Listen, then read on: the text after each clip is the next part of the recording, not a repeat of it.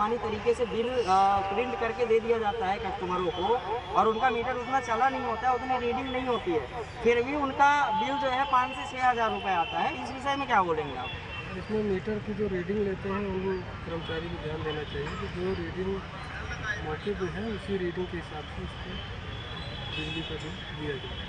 क्योंकि बिजली विभाग में तो ऐसे भी एम्प्लॉयर हैं जिनकी ड्यूटी लगाई जाती है मीटर चेक करने की, उसी हिसाब से मीटर मतलब जो बिजली का बिल होता है बनाया जाता है, फिर भी ऐसी समस्या चल रही है।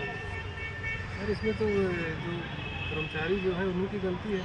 आप सही से रीडिंग लें, सही से उसको बिजली बिल का बिल पेमेंट दिया जाए। क्या नाम लिखते हैं महोदय आपका? प्रदीप पांडे। मैं श्री परशुराम जन कल्याण सेवा समिति का उपाध्यक्ष मनिकवा विधानसभा से। और आप क्या बोलना चाहेंगे इस विषय में, जो बिजली विभाग का मनमानी तरीके से चीज़ें चल रही है, इसमें क्या बोलना चाहेंगे आप? मैं इसमें यही बोलना चाहूँगा कि जो ये मनमानी तरीके से बिजली दिया जा रहा है उस पर कार्रवाई की जाए और घर घर जा कर के पहले तो रीडिंग ली जाए, और जब तक रीडिंग नहीं ली जाती है तो उसका समस्या का समाधान कैसे होगा। ये मनमानी तरीके से जो भी बिल भेजा जा रहा है उस पर कार्रवाई की जाए। और हम यही परशुराम जन कल्याण सेवा समिति से यही अनुरोध करना चाहेंगे कि अगर ये इस तरीके से मनमानी तरीके से अगर ये बिजली का बिल देते रहेंगे तो हम शांत नहीं बैठने वाले हैं। हम घेराव करेंगे और इस पे कार्रवाई करवाएंगे। जब तक ये नहीं होगा तब हम शांत नहीं बैठेंगे। बिल्कुल महोदय, मैं अब आपसे जानना चाहूँगा कि सबसे पहले तो आपका नाम जानना चाहूँगा कि क्या नाम लिखते हैं आपका? मैं सुजीत पाठक, युवा मोर्चा अध्यक्ष श्री परशुराम जन कल्याण सेवा समिति से। इस विषय में क्या कहना चाहेंगे आप? पहली बात तो ये कि प्रॉपर मीटर की रीडिंग लेनी चाहिए, क्योंकि अभी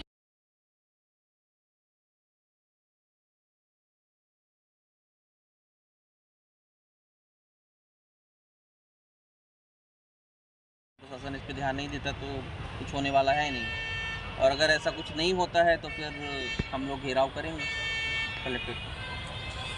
तो जैसे जब पब्लिक इस विषय में बिजली विभाग जाती है तो बिजली विभाग में बैठे हुए लोग जो होते हैं तो इनका कहना ये है कि साहब उनके पास तो 1 मिनट का टाइम नहीं होता है कि वो हमारी समस्या सुन लें। वहाँ जाओ तो कोई कर्मचारी मोबाइल चलाता हुआ बैठा है, कोई कर्मचारी किसी से बात करता हुआ बैठा है, मगर जिस उद्देश्य के लिए गवर्नमेंट उनको वहाँ पे बैठाई है पब्लिक की समस्या सुनने के लिए, उसका निराकरण करने के लिए, तो बिजली विभाग द्वारा इनकी चीज़ें सुनी नहीं जाती है। ठीक है, बोल दिया जाता है कि भैया आपका जैसा मीटर चल रहा है, जैसी चीज़ें हैं हम वैसा ही बिल देंगे। पब्लिक जब ये बोलती है कि साहब मैं इस चीज़ से सहमत हूँ कि जितना हमारा मीटर चले उतना ही बिल आए, तो भैया मीटर की रीडिंग कौन लेता है? और अगर मीटर की रीडिंग मेरे पास 10 यूनिट की है तो 10 यूनिट का पैसा 5,000 रुपये कहाँ से होता है? ये सवाल प्रशासन से पब्लिक पूछ रही है।